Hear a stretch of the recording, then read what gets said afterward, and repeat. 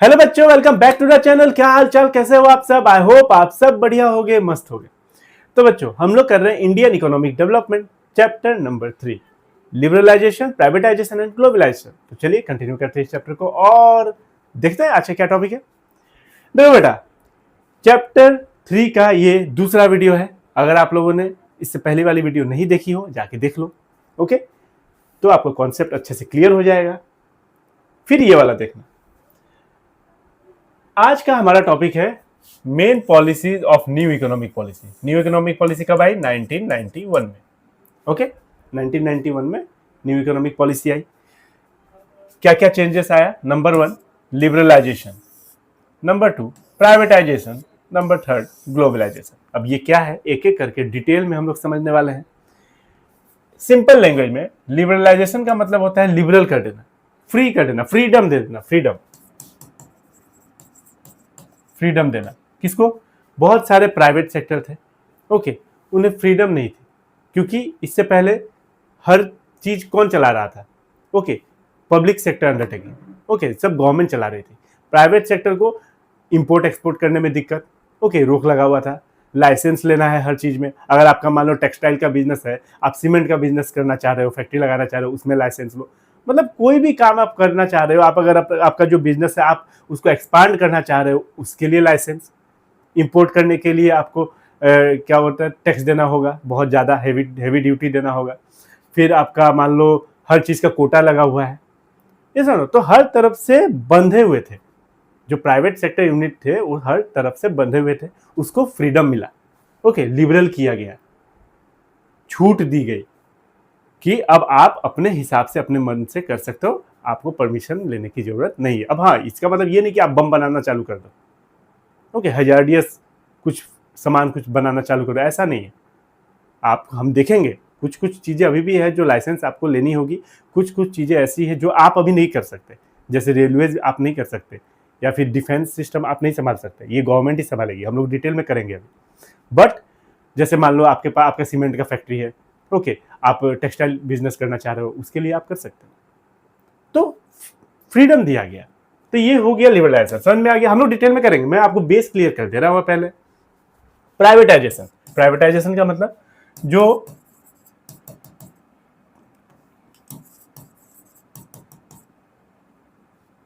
जो public sector थी, okay, जो पब्लिक सेक्टर थी, या फिर आप बोल लो गवर्नमेंट सेक्टर थी, ओके, इनको क्या किया गया? प्राइवेट में बदला गया। प्राइवेट में बदला गया, प्राइवेट में चेंज किया गया। 100% हो, या तो 100% हो, या फिर 50% हो, ओके, या फिर 51% हो, ओके, पार्शियली हो या फुल्ली हो, हाँ, पार्शियली और fully. Private sector, public sector को प्राइवेट सेक्टर में कन्वर्ट किया गया। यानी मान लो प्राइवेट सेक्टर पब्लिक सेक्टर को खरीद रही है, अब हर पब्लिक सेक्टर को तो नहीं खरीद सकती, तो प्राइवेटाइजेशन किया गया। हर चीज प्राइवेटाइजेशन हो रहा है। अब इलेक्ट्रिसिटी का बिल, इलेक्ट्रिसिटी, ये भी प्राइवेटाइजेशन हो रहा है, ये सब ना। तो ऐसे बहुत सारी चीजें हैं जो प्राइवेटाइजेशन हो रहा है, जो हम लोग देखेंगे अभी, ओके। अब देखो, पहले एक एग्जांपल है, बीएसएनएल था पहले, अब बीएसएनएल है नहीं, है भी तो उतना नहीं। अब उसको टेक ओवर कौन कर रहा है? जो भी प्राइवेट कंपनियां हैं, जियो है, वोडाफोन है, ओके। तो प्राइवेटाइजेशन का मतलब आप समझ रहे हो कि पब्लिक सेक्टर को प्राइवेट में बदल देना, फुल्ली हो या पार्शियली हो, ओके। ग्लोबलाइजेशन, अब इसका मतलब क्या है, इसको मिटा देता हूं।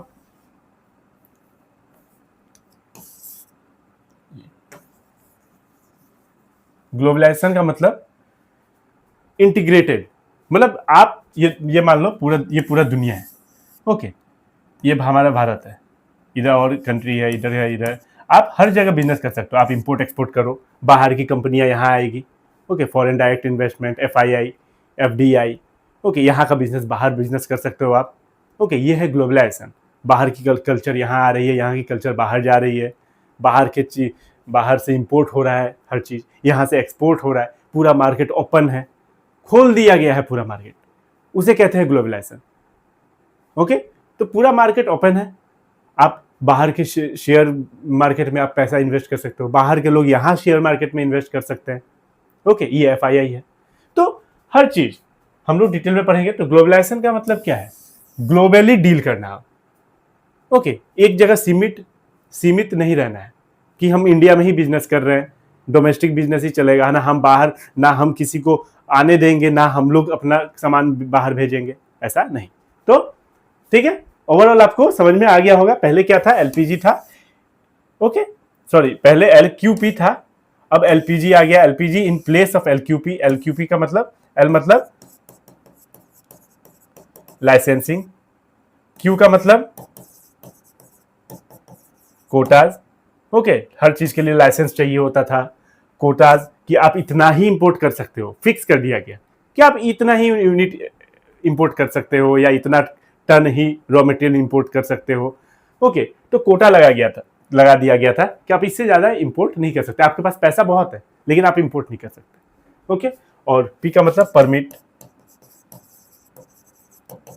ओके, तो इसको हटाया गया और लाया गया liberalisation, privatisation, globalisation. LPG। Concept clear? अब आते हैं डिटेल में। लिबरलाइजेशन, प्राइवेटाइजेशन एंड ग्लोबलाइजेशन और LPG are the supporting pillars. ये पिलर्स है, ये तीनों को पिलर्स बोला जाता है हमारी इकोनॉमी का। On which the structure of our new economic policy के पिलर्स है of our government has been erected and implemented since 1991। याद रखना डेटा। ओके, ईयर आपको याद रखना होगा। 1991 में ये तीनों चीज आया और बहुत सारा बदलाव हुआ।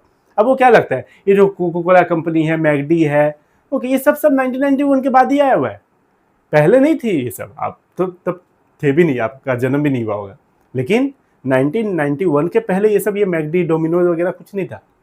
ओके, तो देखो हमारे प्राइम मिनिस्टर और finance minister doctor Manmohan Singh ji बैठ के पॉलिसीज बना रहे हैं। आगे बढ़ते हैं। 1991 न्यू इकोनॉमिक रिफॉर्म, आराम से समझेंगे, डिटेल में समझेंगे। आ जाओ बेटा, स्टार्ट करते हैं अब डिटेल में। लिबरलाइजेशन क्या होता है? Prior to 1991 there were numerous government restrictions in India in the area of licensing, import and export trade, dealings in foreign exchange. हर जगह रेस्ट्रिक्शन लगा हुआ था, चाहे वो लाइसेंसिंग में हो, आपको कोई भी काम करना है लाइसेंस लेना है, जो मैंने अभी बताया। इंपोर्ट एक्सपोर्ट करना है, वहाँ दिक्कत, आप नहीं कर सकते। कोटाज लगा हुआ है, लाइसेंस मतलब, और ड्यूटी बहुत ज़्यादा हैवी ड्यूटी देना है। ओके, इंपोर्ट पे मतलब हैवी टैक्स देना है, एक ही चीज़ है। डीलिंग्स इन फॉरेन एक्सचेंज हमारा घटता जा रहा है। ओके, मतलब जैसे हमारे यहाँ के सेंट्रल बैंक कौन है? आरबीआई है, रिजर्व बैंक ऑफ इंडिया। उनके पास क्या होता है? फॉरेन एक्सचेंज रिजर्व होता है अलग अलग कंट्री का, पाउंड में या डॉलर में। तो बेसिकली हम लोग डॉलर को लेके चलते हैं क्योंकि वो यूनिवर्सली एक्सेप्टेड है। तो डॉलर कम हो रहा है। ओके, कम नहीं मतलब डॉलर का रिजर्व कम हो रहा है हमारा, क्योंकि हम लोग यहाँ पे इंपोर्ट कर रहे हैं। तो जब हम इंपोर्ट करते हैं, मैंने सब ये वीडियो एकदम इससे पहले वाली वीडियो में बताया डिटेल में, जब हम इंपोर्ट करते हैं तो पैसा डॉलर जाता है। ओके, डॉलर में करना है। अब यूएसए से कुछ इंपोर्ट करोगे तो डॉलर में जाएगा ना। ओके, यूके से करोगे तो पाउंड में जाएगा, तो जाता है। तो हम एक्सपोर्ट कर ही नहीं रहे। एक्सपोर्ट मतलब बेचना, बाहर देश में बेचना। इंपोर्ट मतलब बाहर देश से खरीदना। ओके, तो खरीदना हो रहा है, बेचना हो नहीं रहा है। In July 1991, a package of economic reform was announced, which marked the beginning of process of liberalization. Liberalization का मतलब क्या होता है? Liberalization means removal of entry. जो भी एंट्री करना चाहता है, आना चाहता है, आ जाओ। Okay, and growth restriction on the private sector. Private sector को क्या किया गया? Liberalisation means removal of entry and growth restriction. जो भी एंट्री में और ग्रोथ में रेस्ट्रिक्शन लगा हुआ था, जो भी रेस्ट्रिक्शन लगे हुए थे ताकि आपको एंट्री नहीं करनी है, प्राइवेट आप नहीं आ सकते। कोका कोला आना चाहता है इंडिया में, नहीं आना है। 1991 के पहले नहीं आना है, क्या करेगा तुम आके? हम लोगों के पास बहुत सारे रिसोर्सेस है। हाँ, गवर्नमेंट बोल रही थी, क्या किया गवर्नमेंट? 1991 में आते तो कंगाल हो गया। ओके, तो रेस्ट्रिक्शन हटाया गया ग्रोथ के लिए और एंट्री के लिए ऑन द प्राइवेट सेक्टर के ऊपर। चलो ठीक है, अब पब्लिक सेक्टर का रोल नहीं, अब प्राइवेट सेक्टर मेन रोल पे आएंगे। प्राइमरी रोल प्राइवेट सेक्टर का होगा। Liberalisation involve deregulation and reduction of government control. Sorry, deregulation, ये रेगुलेशन नहीं है। जो रेगुलेशन में थे उसको डीरेगुलेशन किया गया। एंड रिडक्शन, अब गवर्नमेंट का काम को रिड्यूस करो, प्राइवेट का काम को इनहेंस किया जाए, and great autonomy, freedom to private investment, पूरा ऑटोनॉमी दिया गया। ऑटोनॉमी मीन्स फ्रीडम, आप अपने हिसाब से काम करो, कोई रोक टोक, कोई उंगली करने नहीं आएगा बीच में, मतलब गवर्नमेंट उंगली नहीं करेगी, ठीक है। To make economy more competitive, जब बाहर से लोग आएंगे, कंपटीशन बढ़ेगा, तब ना आप भी क्या होगा, आप भी ज्यादा, मतलब आपका भी काम अच्छा होगा, है कि नहीं, आप और एफिशिएंसी, हाँ और एफिशिएंसी आपकी बढ़ेगी। अब बाहर से कोई कंपटीशन ही नहीं है, जब आपका पढ़ाई में कोई कंपटीशन ही नहीं होगा, आप लोग यार कोई बात नहीं, कुछ भी आ जाए, 80% आ जाए, 70 आ जाए, क्या करना है। लेकिन जब कंपटीशन हो रही है, यार उसका 95 आ रहा है, मुझे तो 95 से कम नहीं लाना है, आज इस बार उसको हराना है, तो ऐसा एक आ जाता है, कंपटीशन से ही लोग आगे बढ़ते हैं। ओके, तो कंपिटिटिव बने market. Under this process business is given free hand and allowed to run on commercial line. देखो बेटा, मैंने एकदम सिंपल लैंग्वेज में लिखा है, संदीप गर्ग का नोट्स है, Sandeep Garg plus NCERT books, okay, वही नोट्स है, और मैंने सिंपल तरीके से लिखा और अपने भाषा में मैं सिंपल लैंग्वेज में समझा रहा हूँ, आपको आराम से समझ में आ जाएगा, बस आप मुझे सुनते रहो और स्क्रीनशॉट लेते रहो, बस इतना ही काम है आपका, बस सुनते रहो और स्क्रीनशॉट ले लो, जब भी मैं इधर साइड हो जाऊँ आप स्क्रीनशॉट ले लेना। Purpose of liberalisation was to unlock the economic potential of the country by encouraging private sector and multinational corporation to invest and expand. Unlock, जो भी लॉक्ड था उसको अनलॉक किया गया। ओके, हमारे बाहर के जो प्राइवेट सेक्टर थे उनको, अब मल्टीनेशनल कॉरपोरेशन को भी बोला गया एक्सपांड करो, इन्वेस्ट करो, आओ अब फ्री हो तुम, अब कुछ भी करो आराम से। ओके, बस ऐसा काम ना करो कि एनवायरमेंट को, लोगों को नुकसान पहुंचे, बाकी आप कर सकते हो।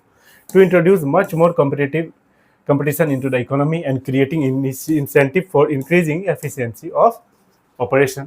तो किस तरीके से to introduce much more competition, अच्छा खासा कंपटीशन लाना इकोनॉमी में, बाहर के लोग आएंगे, जब कंपटीशन बढ़ेगा, ओके, अब बहुत सारे इंडस्ट्रीज बैठेंगे, सेटअप होगा इंडस्ट्री का, तो कंपटीशन बढ़ेगा, एफिशिएंसी भी बढ़ेगी साथ साथ में, ओके, क्योंकि लोगों के पास ऑप्शन रहेंगे, आप अच्छा नहीं दोगे दूसरा अच्छा दे देगा। And creating incentive for increasing efficiency of operation, हाँ काम में एफिशिएंसी आएगी, जो मैंने अभी बोला, ठीक है। ये सब छोटे छोटे पॉइंट्स है, आप लिख सकते हो, इससे आपका क्या है, आपको मार्क्स अच्छा खासा आपका इंक्रीज होगा, ये जरूर, क्योंकि देखो समझना एक अलग चीज है, समझना तो है ही, कॉन्सेप्ट आप समझ लोगे तो अपने लैंग्वेज में ही लिख सकते हो, ओके, और एक बार यहां से आप ले लोगे एक एक लाइन, तो आप इसको भी बना के लिख सकते हो, है कि नहीं। तो the economic reform taken by government under liberalisation includes the following. कौन से रिफॉर्म, ये 5 सेक्टर में अच्छा खासा चेंजेस आया। कौन से industrial sector reform, financial sector reform, tax reform, foreign exchange reform, trade and investment policy reform, ये 5 सेक्टर में अच्छा खासा चेंजेस आया, बदला, बहुत कुछ बदला, एक एक करके पढ़ते हैं। सबसे पहले आता है industrial sector reform. In order to make necessary reform in the industrial sector, the government introduced new industrial policy on July 24, 1991. एक इंडस्ट्रियल पॉलिसी आया 1991 में, जुलाई 24, 1991 में। The various measures under industrial policy reform includes reduction in industrial licensing. Industrial जो licence लेना होता था हर चीज के लिए, उसमें रिडक्शन किया गया, उसको हटाया गया।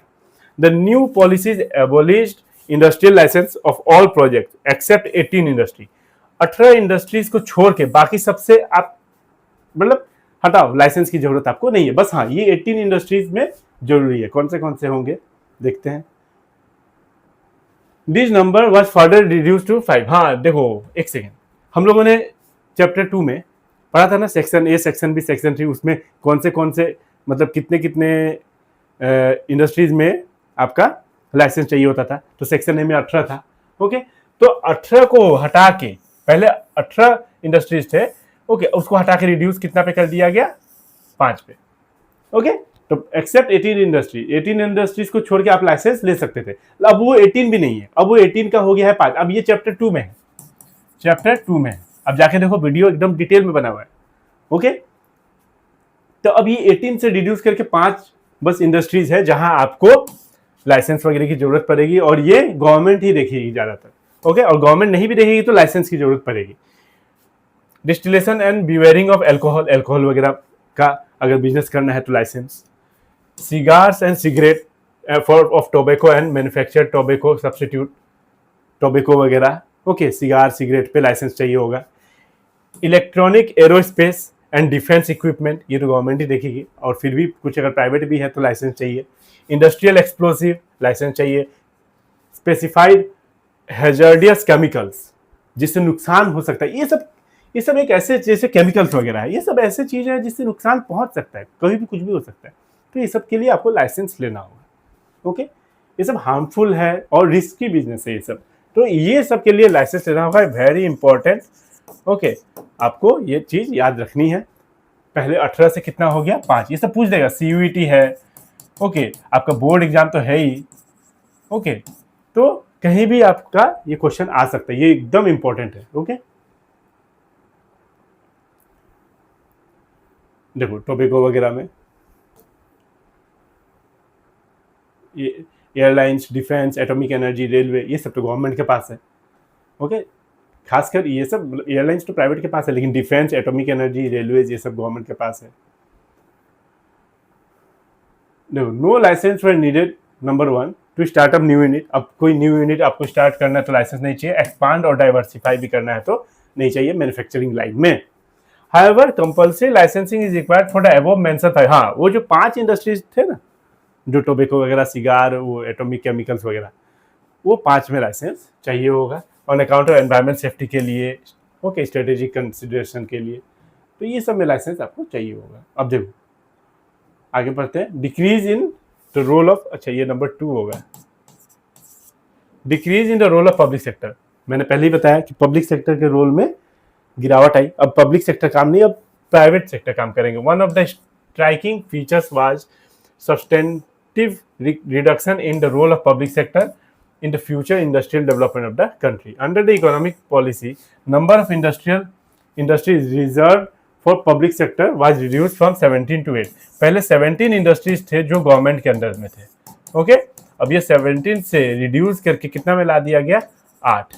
अब 8 जो इंडस्ट्रीज है जो गवर्नमेंट देखेगी, which was further reduced to just 3। अच्छा, अब 17 से 8 हुआ, 8 से अब 3 हो चुके हैं, आज के डेट में 3 हो चुके। देखो अब ध्यान से देखो, पहले 17 था जो गवर्नमेंट के अंदर में थे, 17 ऐसे इंडस्ट्रीज थे जो गवर्नमेंट के अंदर में थी। ओके, आपको बस ये नंबर याद रखना है 17। ओके, उसके बाद ये 8 पे आया, उसके बाद अभी आप एट प्रेजेंट 3 ऐसे इंडस्ट्रीज है 2010-11 तक कि आपका, जैसे atomic energy number 1, number 2 railway, number 3 defence equipment. एक बार क्लीन करते हैं। पहला 3 industries, atomic energy 1, railways number 2 and defence equipment ये नंबर 3। ये 3 आपका जो भी, ये 3 जो आपका सेक्टर है, ये 3 गवर्नमेंट ही देखेगी, अब भी गवर्नमेंट ही देखती है। ओके, तो ये आपको याद रखना होगा। D reservation under small scale industries. अब देखो स्मॉल स्केल इंडस्ट्रीज में डी रिजर्वेशन मतलब, एक होता है रिजर्वेशन मतलब आपको रिजर्व कर दिया गया है, आप ये बिजनेस ही कर सकते हो। ओके, छोटे छोटे बिजनेस, बैग बना लिया, सूटकेस बनाना, ओके, छोटे छोटे स्मॉल स्केल बिजनेस है, इंडस्ट्रीज है। ओके, पेन वगैरह बनाना। लेकिन अब इसको डी रिजर्व कर दिया गया, आपको जो, आप अगर सक्षम हो आप बनाओ, आप बना सकते हो। आपको जो मन बड़ा कुछ करना है, ओके, सीमेंट टेक्सटाइल इंडस्ट्रीज करना है, ओके, टाइल्स मार्बल का करना है, आप कर सकते हो। तो many goods produced by small scale industries, many goods produced by small scale industries were dereserve किया गया, हटाया गया। डी रिजर्वेशन का मतलब रिजर्वेशन को हटाया गया, अब आप फ्री कर दिया गया। In many industries the market was allowed to determine the price through focus of the market. हाँ, अब प्राइस कैसे डिटरमाइन होता था कि जिस हिसाब से मार्केट चल रहा है, अगर मान लो मार्केट में डिमांड अच्छा खासा है तो प्राइस इंक्रीज होगा, नहीं है तो नहीं है। गवर्नमेंट की and not by the directive policy of the government इसमें कुछ नहीं करेगी। ओके, गवर्नमेंट का कोई पॉलिसी वगैरह नहीं है। ओके, आप देख लो मार्केट फोर्स में क्या डिमांड है, उस हिसाब से आप बनाओ, जो ट्रेंड फॉलो करो, ट्रेंड जो चल रहा है उस हिसाब से आप रॉ मटेरियल मंगवाओ। ओके, तो आप कर सकते हो। अब LCD मॉनिटर चल रहा है आजकल, LED चल रहा है। ओके, तो वो बड़ा वाला जो डब्बा वाला तो चल नहीं रहा है, तो उस हिसाब से आई होप आपको समझ में आ रहा होगा। आप कमेंट में बताना जरूर कि हाँ सर समझ में आया है। ओके, सर बोलो, भैया बोलो, जो बोलो। Number 4, monopolies and restrictive trade practice, MRTP act. Okay, ये क्या है अभी इतना भारी भरकम, देखते हैं। With the introduction of liberalisation and expansion scheme, the requirement of large company to seek prior approval for expansion, establishment of new undertaking, merger, amalgamation were eliminated। MRTP act आई ना, तो जितने भी ये जो काम थे, लार्ज कंपनी, जो बड़ी बड़ी कंपनियां थी, जैसे मान लो एक्सपांड करना चाहता है कोई कंपनी, ओके, न्यू अंडरटेकिंग, कुछ नए बिजनेस में जाना चाहता है, दो बिजनेस है मान लो, एक ये बिजनेस ए, एक ये बिजनेस बी, ये दोनों मर्ज करना चाहते हैं आपस में मिलके, ओके, जैसे हीरो होंडा, ओके, मर्ज हुए हो सकते हैं, अमालगमेशन, अगर कोई किसी को खरीद लिया, एक बिजनेस दूसरे बिजनेस को खरीद लिया, ये एक बिजनेस है, इसने पूरा इसको परचेज ही कर लिया, टेक ओवर कर लिया, ओके, ये भी कर सकते हो, सब अलाउ है, ओके। तो जो भी था आपका, the requirement for large companies to seek prior approval for expansion, approval लेना था, prior approval for expansion, establishment of new undertaking, merger, amalgamation etcetera were eliminated. तो इसको एलिमिनेट किया गया। एक्सपांशन, हाँ ठीक है। MRTP act has been replaced by competition act 2002। Okay, तो 2002 में कंपटीशन एक्ट आया, काम वही, नाम नया, मतलब नाम में चेंज आया। MRTP, ये जो monopolies and restrictive trade practice था, इसका नाम बदल के कंपटीशन एक्ट कर दिया गया 2002 में, व्हिच इज मोर लिबरल, ये और ज्यादा लिबरल है। ओके, आगे बढ़ते हैं। फाइनेंशियल सेक्टर में अब क्या क्या चेंजेस आए। ओके, इंडस्ट्रियल हो गया, financial sector includes financial institution like commercial bank, investment bank, okay, IDBI, okay, industrial development bank of India, जहां आप इन्वेस्ट कर सकते हो, स्टॉक एक्सचेंज, शेयर बाजार, फॉरेन एक्सचेंज मार्केट, ओके, जैसे RBI फॉरेन एक्सचेंज करती है डॉलर वगैरह का। The financial sector in India control by central bank, reserve bank of India. कौन देखता है फाइनेंस? फाइनेंस देखता है RBI देखता है फाइनेंस। ओके, हमारे जो एपेक्स बैंक है, एकदम head of all the banks, तो इसको देखते हैं थोड़ा। इतना ज्यादा लिखा हुआ है, आपको लग रहा हो कि हे भगवान, ये क्या लिखा हुआ है, इतना ज्यादा सर लिख के लाए। देखो, अब जब इसको रीड करोगे ना, एक बार पेशेंस रख के एक बार रीड कर लो। ओके, आप देखना, ये कुछ नहीं है, मैं पढ़ देता हूँ। ओके, आप एक बार सुनते जाओ। RBI known as the apex supreme body as it occupies the topmost position in the monetary and banking system of the country। जितने भी बैंक्स है प्राइवेट, चाहे वो ICICI बैंक हो, HDFC हो, पंजाब नेशनल हो, स्टेट बैंक हो, ओके, IDBI हो, फाइनेंशियल इंस्टीट्यूट, सबका हेड कौन है? म्यूचुअल फंड वगैरह, सबका हेड कौन है? सबका बॉस कौन है? RBI, reserve bank of India. जैसे जैसे शेयर मार्केट को कौन संभालता है? स्टॉक मार्केट वगैरह, इतने सारे स्टॉक मार्केट है, Bombay stock exchange, national stock exchange, कौन संभालता है? SEBI, security and exchange board of India. उसी तरीके से बैंकिंग सिस्टम को कौन संभालता है? हमारा RBI, reserve bank of India. Decide the amount of money deposit at the bank can keep with themselves. Reserve bank of India ही डिसाइड करता है, ओके, कि कितना बैंक अपने पास रखेगी, कितना रेट ऑफ इंटरेस्ट चलेगी, ओके, नेचर क्या होगा पैसे लोन देने का, ये सब कौन करता था? Reserve bank of India. अब एक रिफॉर्म आया, कुछ बदलाव आया। पहला बदलाव, change in the role of RBI। RBI के रोल में चेंज आया। क्या चेंज आया? The role of RBI was reduce from regulator to facilitator. अब RBI रेगुलेट नहीं करेगा, रेगुलेटर से हटके अब बन चुका है facilitator, okay, of the financial sector. As a result, financial sector was allowed to take decision on many matters without consulting RBI। मतलब फैसिलिटेटर, मतलब फैसिलिटीज दे रहा है, ओके, अच्छा खासा, कि अब RBI छोटे मोटे चीजों के लिए मेरे पास कंसल्ट करने मत आओ, आप अपने हिसाब से देखो। मार्केट फोर्स जैसा कह रहा है, अगर मार्केट में डिमांड ज्यादा है, ओके, एकदम ध्यान से सुना, अगर मार्केट में डिमांड ज्यादा है लोन का, तो आप इंटरेस्ट 2% ज्यादा ले लो, है कि नहीं? आप भी बोलो, कोई चीज का डिमांड बढ़ जाता है तो प्राइस भी बढ़ता है कि नहीं? तो वही चीज है, मार्केट में डिमांड बढ़ रहा है कि एकदम, मतलब लोन का डिमांड है, ओके, तो आप प्राइस 2% या 1% ज़्यादा इंटरेस्ट ले लो। नहीं है डिमांड तो इंटरेस्ट रेट कम कर दो। अब आप अपना देखो, खुद देखो कि चल क्या रहा है, मार्केट में क्या चल रहा है, मेन मार्केट को देखो। As a regulator prior to liberalisation के पहले जब रेगुलेटर था, RBI used to fix interest rate, fix करता था, ओके, कमर्शियल बैंक्स का। After changing the role as a facilitator post liberal, अब लिबरलाइजेशन के बाद जब फैसिलिटेटर बन चुका है, अब वो रेगुलेटर नहीं रहा, RBI now facilitate the free market force to act accordingly. जैसे जैसे मार्केट फोर्स, जैसे जैसे डिमांड एंड सप्लाई रिएक्ट करेगा मार्केट में, उसी तरीके से आप अपना जो भी इंटरेस्ट रेट वगैरह है, लोन वगैरह है, और भी बहुत 70 तरीके की चीजें बैंक है, आप अपना उस हिसाब से देखना। Number 2, origin of private banks. The reform policy leads to establishment of private bank, sector bank, India as well as foreign bank, Indian bank, हर बैंक आपका अब आ रहा है, प्राइवेट बैंक खुल रहे हैं। ओके, नए नए प्राइवेट, आईसीआईसीआई बैंक, एचडीएफसी, ये सब 1991 के पहले कुछ नहीं था, सब आदमी आए हैं। Okay, like ICICI bank, okay, foreign bank like HSBC. Okay, फिर आपका इंक्रीज द कंपटीशन, ये चाइना का कोई बैंक है। ओके, चाइना का बैंक है, आप एक बार इसका फुल फॉर्म जो है वो आप एक बार गूगल करके देख लेना। ओके, ये बाहर की बैंक है, शायद चाइना की है। Okay, and benefited the consumer through lower interest rate and better service, come interest rate में लोन देना, बेटर सर्विस देना। ओके, जब कोई डिपॉजिट करता है तो उसमें इंटरेस्ट मिलता है पब्लिक को। ओके, तो ये सब चीज़ देखना, आप अपना हिसाब से देखना, देख लो। Increase in limit of foreign investment, अब देखो ये क्या है, increase in limit of foreign investment. अब देखो फॉरेन इन्वेस्टमेंट हुआ, the limit of foreign investment in banks was raised around 74%। Foreign investment, foreign institutional investment, FII, मैंने बोला था ना, एक है FDI, foreign direct investment. Okay, जब कोई कंपनी यहाँ आके इन्वेस्ट करना चाहती है अपनी दूसरे कंपनी पे, या फिर अपना कोई नया कंपनी स्टार्ट करना चाहती है, पैसा लगाना चाहती है एसेट वगैरह में, तो उसको एफडीआई बोला जाता है। और एफआईआई क्या है, जैसे कोई मान लो कोई म्यूचुअल फंड में लगाना चाहता है, कोई शेयर खरीदना चाहता है, बॉन्ड खरीदना चाहता है। ओके, तो ये सब तो आपका क्या है, एफआईआई में आता है। तो FII such as merchant banker, mutual fund and pension fund were now allowed to invest in India. Okay, तो वो सब एफआईआई कहलाता है। एफआईआई अलग है, एफडीआई अलग है।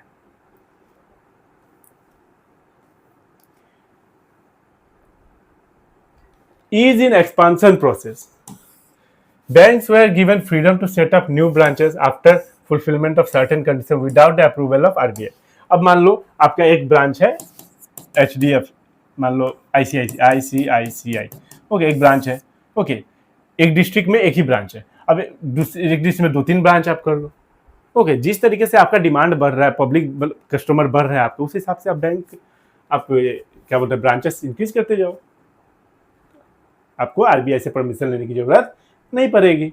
टैक्स रिफॉर्म, अब क्या होता है टैक्स रिफॉर्म, देखो गवर्नमेंट बहुत सारी ऐसी चीजें हैं जहां खर्चा करती है, यस और नो, और गवर्नमेंट की कमाई भी होती है, रेलवे से कमाई हो रही है, मतलब पब्लिक सेक्टर जो गवर्नमेंट का है, रेलवे से, डिफेंस से, ये सब, एटॉमिक एनर्जी, ये सब गवर्नमेंट का एकदम मतलब प्रॉपर पब्लिक सेक्टर अंडरटेकिंग है। ओके, टैक्स वगैरह हो गया, आप रोड पे चलते हो टोल टैक्स लगता है। ओके, कोई भी चीज परचेज करते हो उसमें टैक्स देना है, आपका कमाई है उस पर टैक्स देना है। ओके, तो गवर्नमेंट का क्या है, देखो गवर्नमेंट का है एक तो रेवेन्यू एंड एक्सपेंडिचर।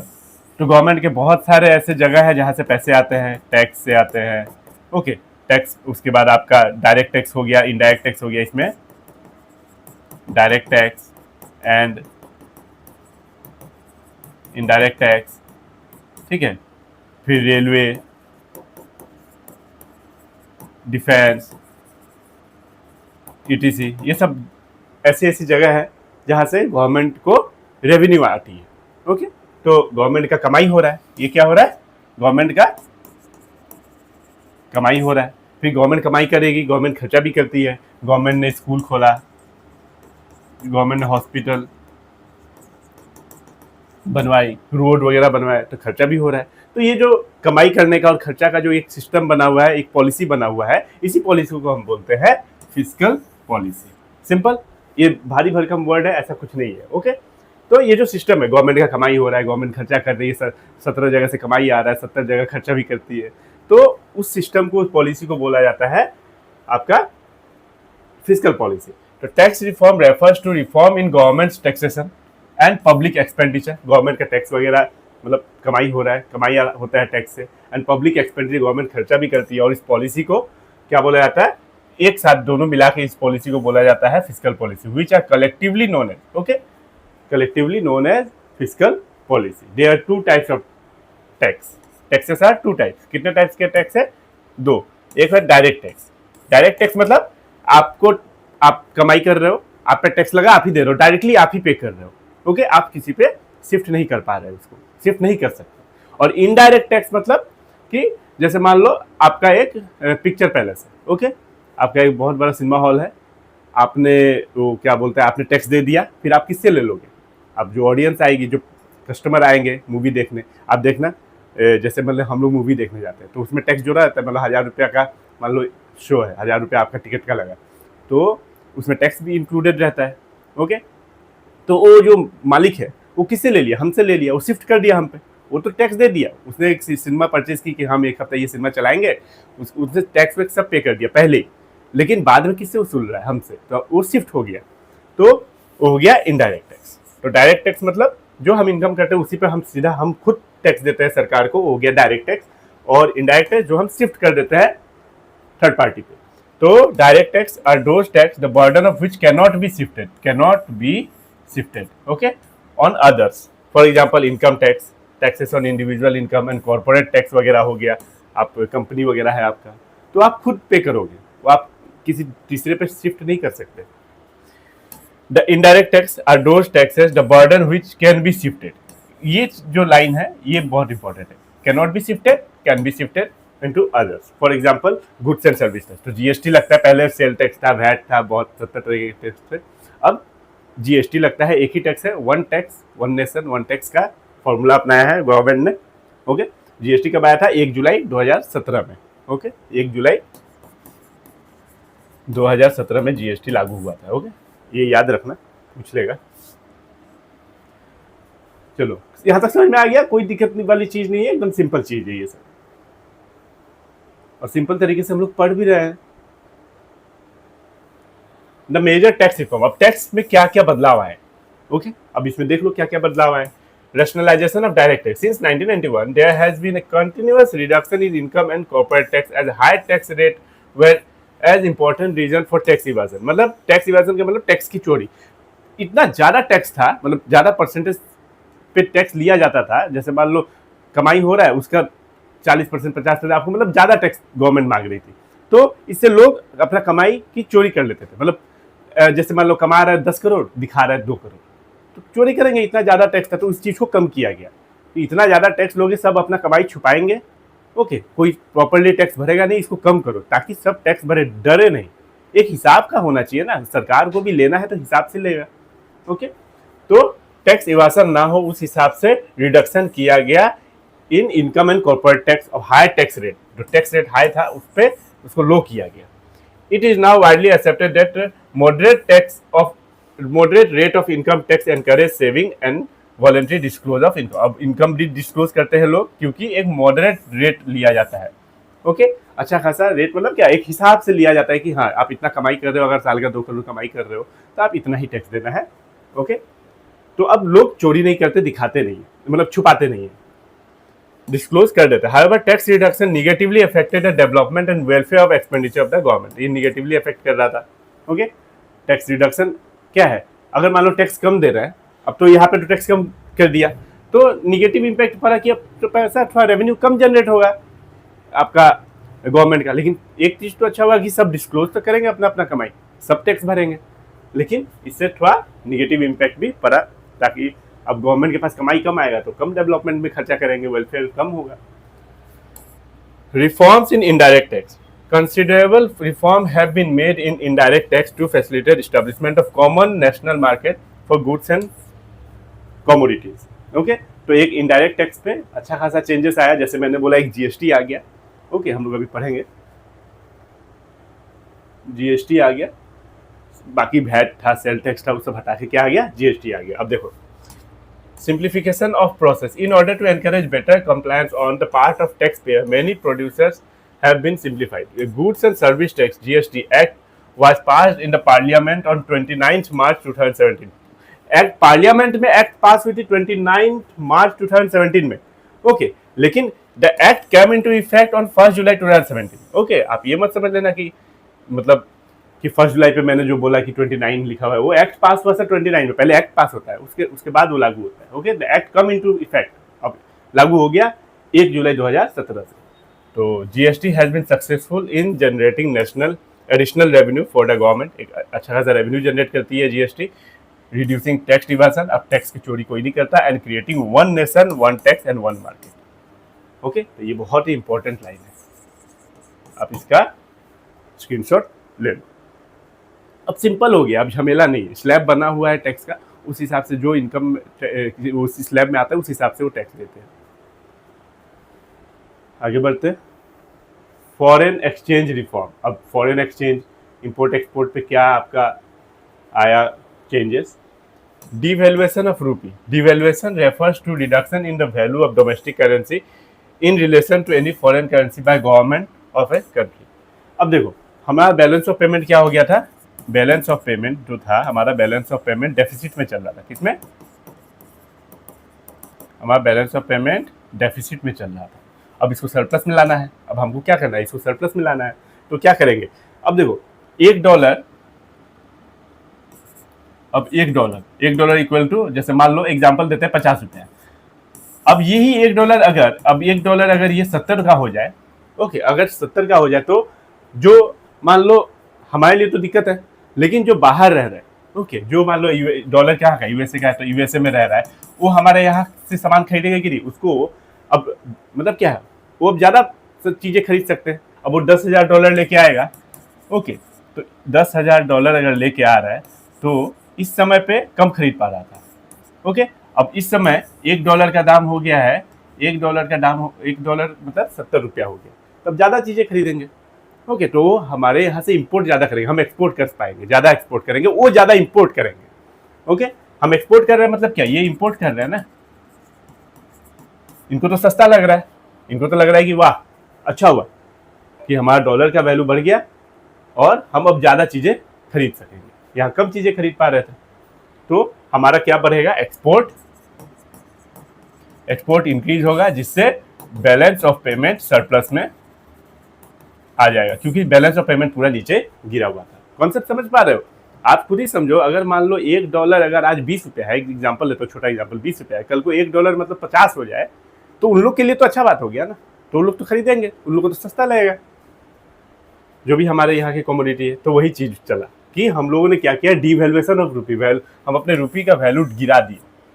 ओके, हालांकि अच्छी चीज़ें नहीं है, लेकिन अगर एक्सपोर्ट बढ़ाना है तो हमें ये करना पड़ा, क्योंकि हमारा डेफिसिट में चाह रहा था balance of payment. This leads to an increase in the inflow of foreign exchange. इससे क्या हुआ? इनफ्लो होने लगा, फॉरेन एक्सचेंज का इनफ्लो होने लगा, पैसे आने लगे, अब लोग आ रहे, खरीद रहे बाहर से। ओके, तो बस हमारे यहाँ डॉलर आ रहा है, रिजर्व बैंक ऑफ आरबीआई में डॉलर का, आरबीआई में foreign exchange reserve, foreign exchange reserve increase हो रहा है। समझ में आया? एकदम simple. Market determination of exchange rate. अब एक्सचेंज रेट, जैसे मान लो $1, एक डॉलर का दाम है, जैसे मान लो $1 इक्वल टू ₹70। अब ये कौन तय करता है? ओके, कौन तय करता है ये? तो the government allow rupee value to be free from its control. अब गवर्नमेंट इसको, पहले गवर्नमेंट करती थी, अब गवर्नमेंट नहीं करती। As a result market forces, जब भी ये वर्ड आएगा ना मार्केट फोर्सेस, तब समझ जाना डिमांड एंड सप्लाई का खेल शुरू हो गया है। अब डिमांड ज्यादा होगा, जैसे मान लो ये डिमांड का कर्व होता है, ये सप्लाई का कर्व होता है। ओके, अब डिमांड मान लो इंक्रीज हो गया, तो इंक्रीज होता है तो राइटवर्ड शिफ्ट होता है, तो ये यहाँ पहुंच गया, पहले यहाँ था इक्विलिब्रियम पॉइंट, तो यहाँ पे सेट होता था। ओके, अब ये यहाँ सेट हो रहा है, ये आपका कहाँ सेट हो रहा है? इस जगह पे, प्राइस 1 प्राइस, तो ये तो इंक्रीज हो गया ना, है कि नहीं? तो हमारा इस तरीके से चलेगा। तो market forces of demand and supply determine the exchange value of Indian rupee in terms of foreign currency. अब मार्केट वैल्यू, तो इसको क्या बोला जाता है?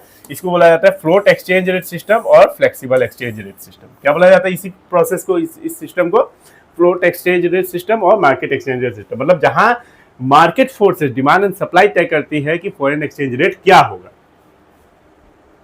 चलिए आगे बढ़ते हैं। Trade and investment policy reform.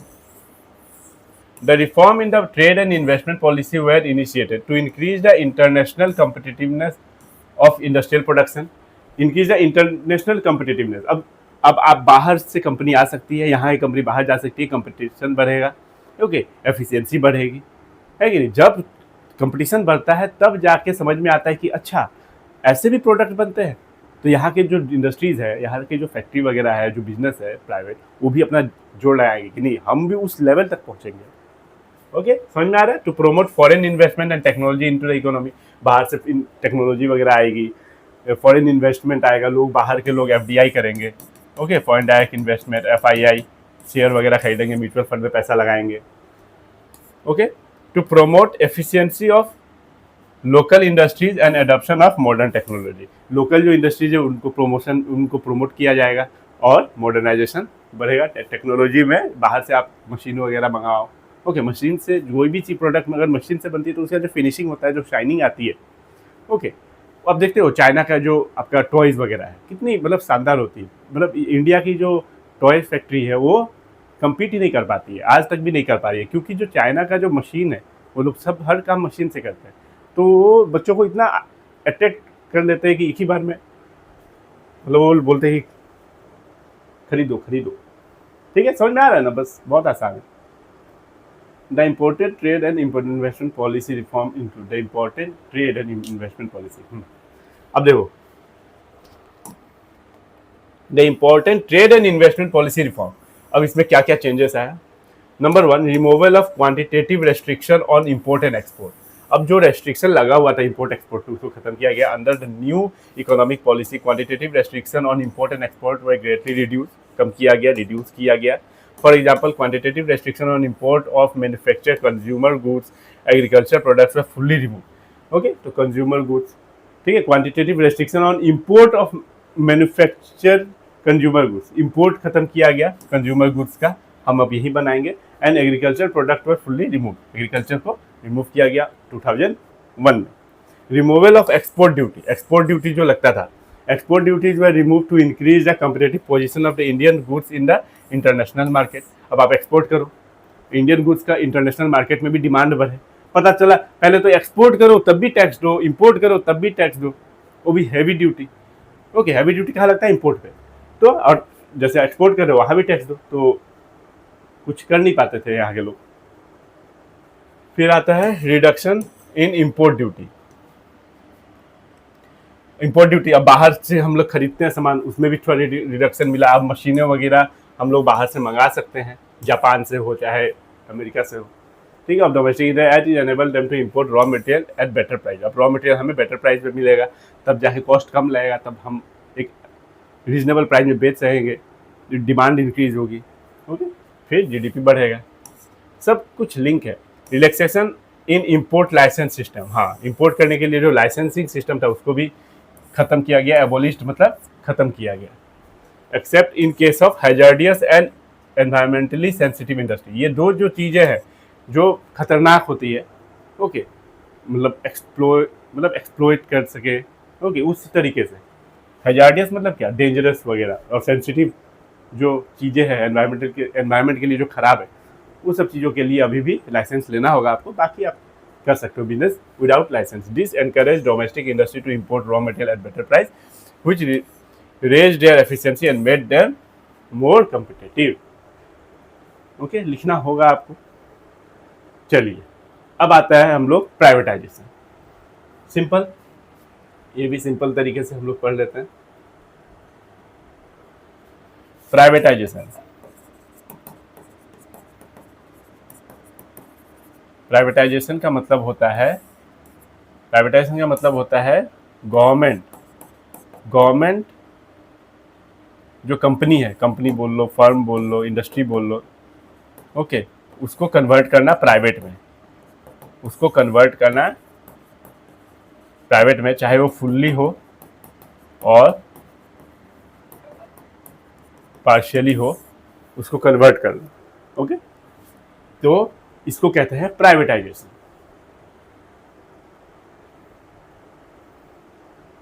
अब देख रहे हो इलेक्ट्रिसिटी वगैरह प्राइवेट के हाथों में जा चुका है। Privatisation means, privatisation privatisation means transfer of ownership, transfer of ownership, management and control of public sector enterprise to the entrepreneur in the private sector. Public sector enterprise से कहा जा रहा है control, ownership, management private sector के हाथ में। Simple. Privatisation implies greater role in the private sector in the economic activity of the economy. Privatisation आया तो बहुत बड़ा रोल आ गया अब प्राइवेट सेक्टर के हाथ में। अब primary decision maker, okay, primary जो सपोर्ट करेगा, सेकेंडरी अब गवर्नमेंट का काम सेकेंडरी हो चुका है, प्राइमरी काम हो चुका है देश के जीडीपी को इंक्रीज करना प्राइवेट के हाथों में। Privatisation can be done in two ways, transfer of ownership and management of public sector company from the government to private. मतलब ओनरशिप, मतलब एक गवर्नमेंट कंपनी है, मान लो ये गवर्नमेंट कंपनी है, ओके, गवर्नमेंट कंपनी, इसको टोटली क्या कर दिया गया, प्राइवेट कर दिया गया, ओके, फुल्ली। और disinvestment, privatisation of public sector undertaking PSU by selling a part of the equity of PSU to the public. This process is known as disinvestment। मतलब कुछ पार्ट, जैसे मान लो 51% मान लो आप प्राइवेट को दे दिए, अपना पास रखे हो 49% ये गवर्नमेंट के पास, ओके, तो उस तरीके से इसको चेंज कर देते हैं। ये समझ में आया? तो डिसइन्वेस्टमेंट बोला जाता है उसको कि कुछ पार्ट, ये टोटली सेल नहीं हो रहा है, कुछ पार्ट जो है, कुछ पार्ट कंपनी का गवर्नमेंट ने प्राइवेट के हाथों में दे दिया, ओके, मान लो 51% प्राइवेट के हाथों में। तो बस इतना छोटा सा था प्राइवेटाइजेशन, बहुत ही आसान है। ग्लोबलाइजेशन, अब ग्लोबलाइजेशन भी हम अब देख के समझ में आ रहा है कि अब मतलब ग्लोबली हम बिजनेस कर सकते हैं, कुछ भी आप इन्वेस्ट करना है, आप अमेरिकन स्टॉक एक्सचेंज में इन्वेस्ट करो, अमेरिका के लोग इंडियन स्टॉक एक्सचेंज में इन्वेस्ट करेंगे, यहाँ के लोग वहाँ इंपोर्ट कर रहे हैं, एक्सपोर्ट इंपोर्ट चल रहा है, ग्लोबली मार्केट चल रहा है, सब कुछ खुल चुका है, ओपन हो चुका है, ओके, और बिजनेस ग्लोबल तरीके से हो रहा है, ओके। अब कोई भी देश कहीं भी कनेक्ट कर पा रहा है आसानी से। तो globalisation means integrating the national economy with the world economy. Integrating मतलब एक साथ लेके चलना, इंटीग्रेट कर देना, ओके, मिला देना, okay. Globalisation means integrating the national economy with the world economy. हमारा जो इकोनॉमी है वर्ल्ड इकोनॉमी के साथ मिला के चलेंगे थ्रू रिमूवल ऑफ बैरियर। अब बैरियर खत्म हो चुका है on international trade and capital movement. Globalisation generally means an integration of the economy of the country with the world economy. World economy के साथ इंटीग्रेट करके चलेंगे, मिलके चलेंगे, एक साथ जुट के चलेंगे। अब अलग कुछ नहीं है, सब एक है।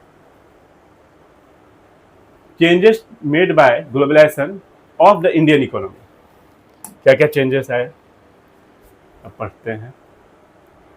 The new economic policy prepared a specified list of high technology and high investment priority industry in the automatic permission will be available for the foreign direct investment up to 51% of foreign equity।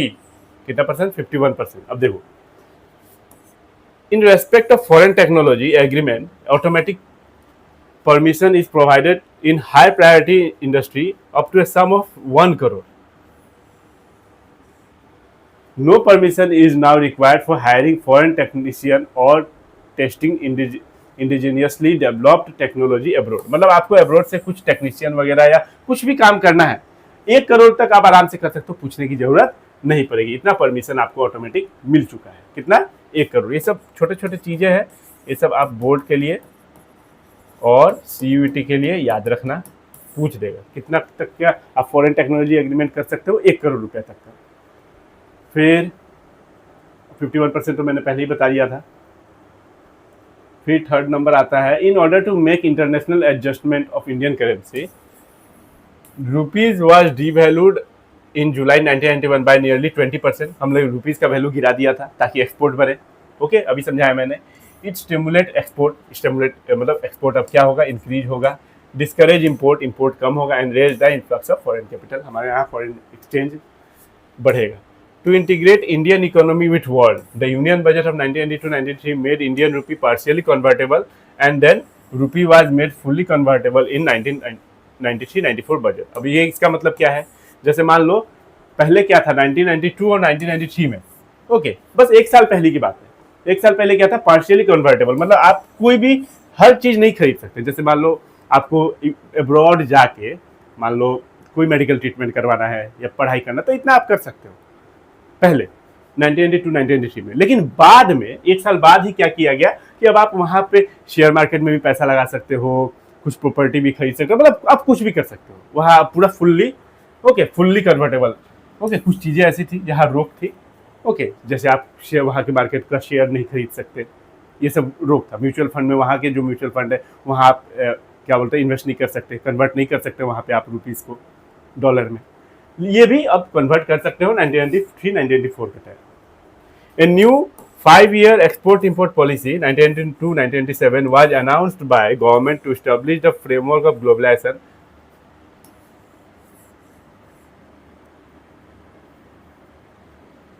एक second.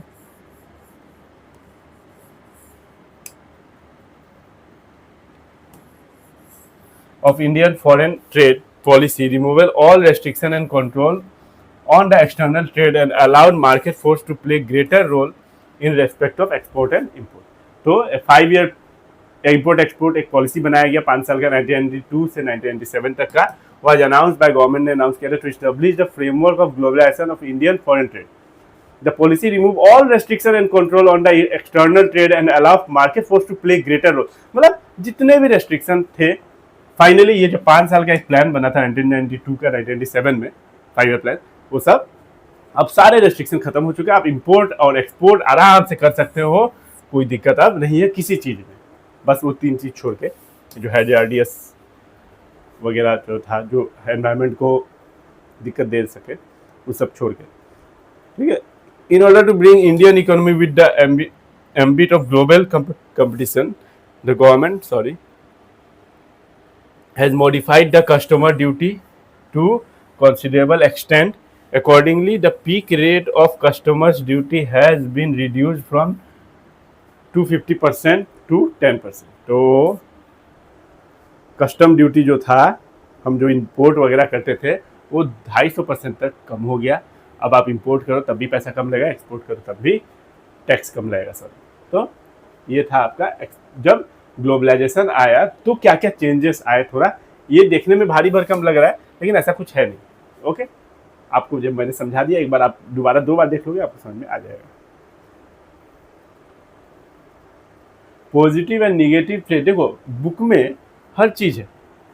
हमें हर चीज़ देखना है, क्योंकि आजकल case studies ज़्यादा आ रहे हैं, तो स्किप नहीं कर सकते। तो positive and negative trades of globalisation, कुछ पॉजिटिव, हर सिक्के के 2 पहलू होते हैं, कुछ अच्छा होता है तो कुछ बुरा भी हो जाता है। The process of globalisation through liberalisation and privatisation policy has produced positive as well as negative result both Indian and other country. Positive भी रिजल्ट आया, निगेटिव भी आया।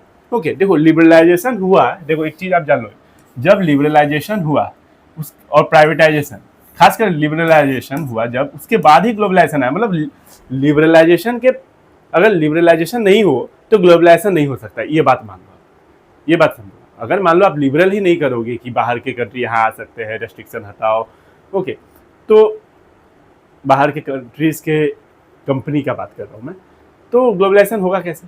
तो ग्लोबलाइजेशन किस पे निर्भर है? लिबरलाइजेशन पे, याद रखना। चलो आगे बढ़ते हैं। In favour of globalisation, globalisation के फेवर में क्या क्या बातें लिखे हुए हैं?